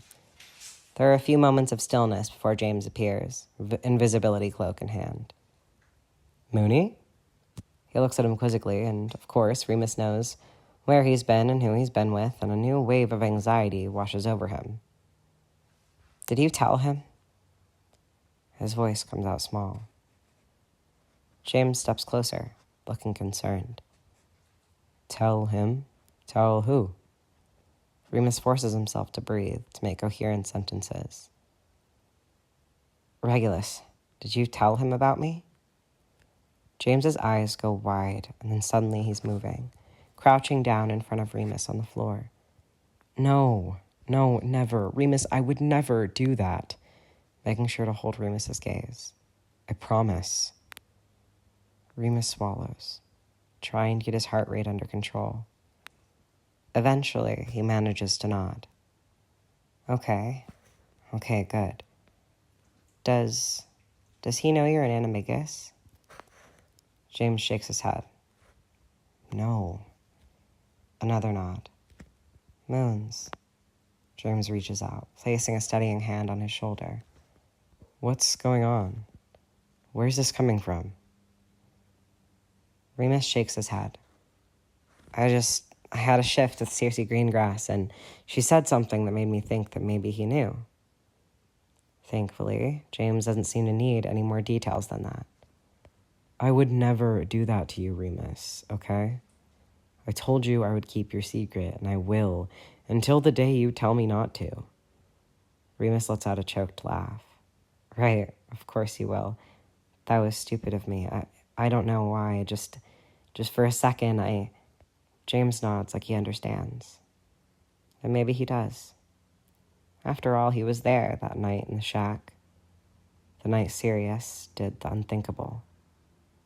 But you forgive him, he has to remind himself. Because he does. Of course he does. I was gonna head up, but are you okay? James asks, pulling him out of his thoughts. Yeah, Remus smiles, though it feels forced. Yeah, of course. I'll just be right behind you.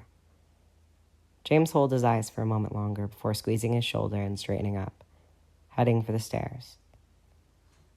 Hey, James? Remus stops him before he gets too far. Yeah, Moons? Remus swallows. Have you ever conjured a corporeal Patronus? Whatever confusion James might have about the random nature of the question is overshadowed by his desire to brag. Hell yeah, 4th year. Remus rolls his eyes. Show off. But James just preens. Can't help it. Remus clears his throat. What was it? James gives him a look that's a ridiculous question. Stag, of course. Remus makes sure to keep his expression neutral.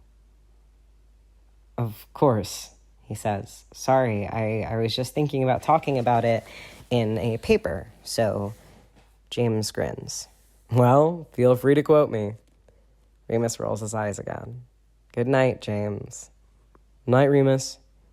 Though he only makes it halfway up the stairs before he turns back. You sure you're all right? Remus nods stiffly, throwing him another tight smile. Yeah. Just tired. James nods and keeps climbing, bringing Remus's attention back to the textbook in his lap. The image of the love of one's life. The love of one's life. He'd really been hoping this thing with Regulus was a phase. Fuck, he hisses under his breath, gathering his books in his arms. As though they didn't have enough to worry about without James being Regulus Black's bloody soulmate. Part 3. Mary. It's dark, the sky black, the Quidditch pitch lit by a series of glowing orbs that have been levitated around the stadium. The bitterly cold December wind blows against Mary, who's standing on the top level of the Gryffindor stands. Arms crossed over her chest, a light dusting of snow on the ground where the Slytherin players are still milling about after practice. It's been a mild winter so far, but Mary has a feeling that's about to change. She can feel it, the shift in the wind. Technically, she isn't allowed to be here, not just because it's an opposing team's practice, but because, since her attack, students aren't supposed to leave their common rooms after 8, and if they do, they're required to be in pairs. She could have come with Marlene, could have told Marlene what happened with Regulus, with her memories coming back, what she planned to do about it. She knows Marlene would have been happy to listen, has been practically begging Mary to talk to her, but she didn't, couldn't, didn't want to. She doesn't want to feel better about this, doesn't want to move on and heal and be the bigger person. These boys want to play dirty? That's fine by her. She can get down in the mud with the best of them. She may be a Gryffindor, but Mary knows there's a well of bitter cruelty inside of her that would make Salazar Slytherin himself quiver. The bastard. Mary didn't tell her friends where she was going tonight, or who she was meeting, or why. Because she didn't want to listen to them lecture her on how this isn't the answer, how fighting back isn't going to help, how she needs to trust Dumbledore. Mary has no idea how to heal, how to sit and reflect and find inner peace or whatever the fuck. But she sure as hell knows how to fight. Well, you certainly took your time, she says mildly. She hears Regulus slowly walking toward her. She doesn't turn away from the pitch. Be a bit suspicious if I all of a sudden ran for the stands. He returns her tone, coming to stand beside her but not too close, more than an arm's length between them, like he's worried she's going to turn around and push him off. Smart boy.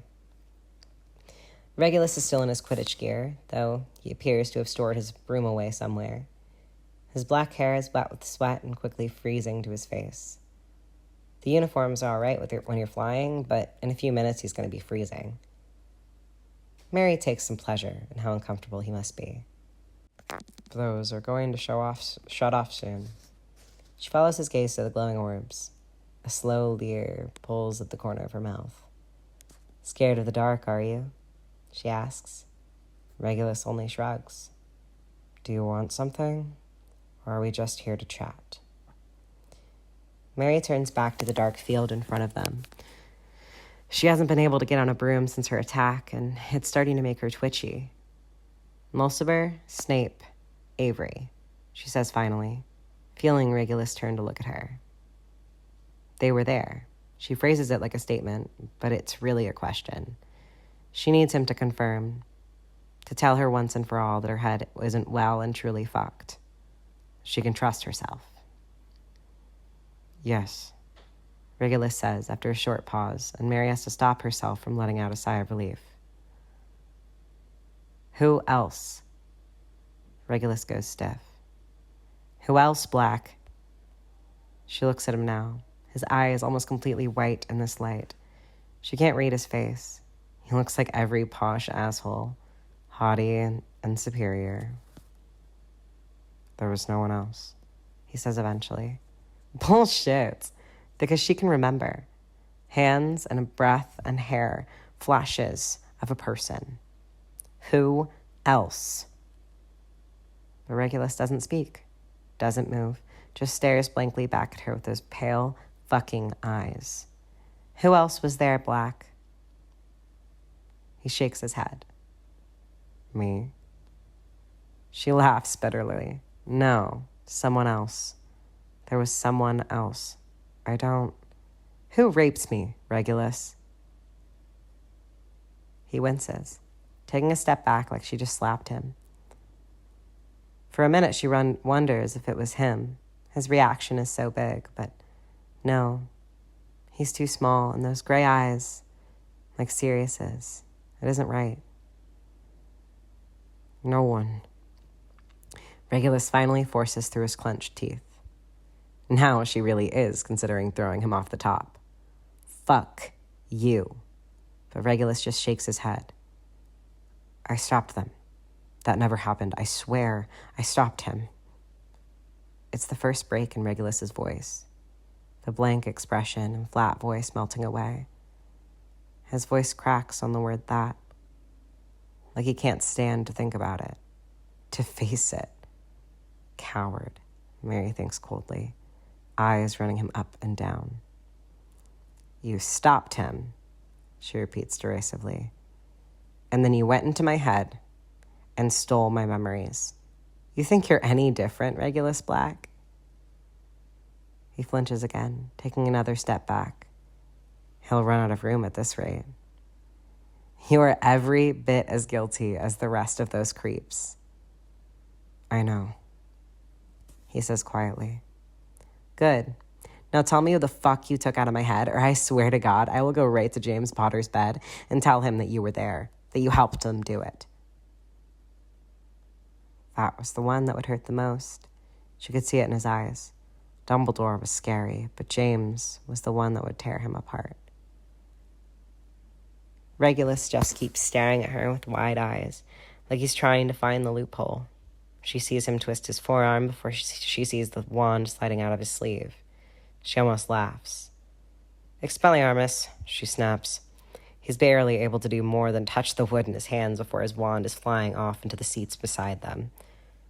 She has her own wand raised and pointed at his face. What were you going to do, Black? Erase my memories again? He doesn't respond, expression back to an empty mask. He looks at her like she's boring him. Tell me who it was, she says again, because she needs to know. She'll never be able to sleep if she doesn't know. She'll never be able to walk down the corridors without feeling skittish, without worrying about every boy she passes, never going to stop feeling like she's losing her fucking mind. She needs to know. After a few seconds, Regulus sighs, shoulders slumping. Barty. Silence. Barty Crouch? He shoots her a look that makes her think that he's going to say something snippy, but instead, he just growls, "Yes, Barty Crouch." And of course, that day in the hallway, of course, it was him.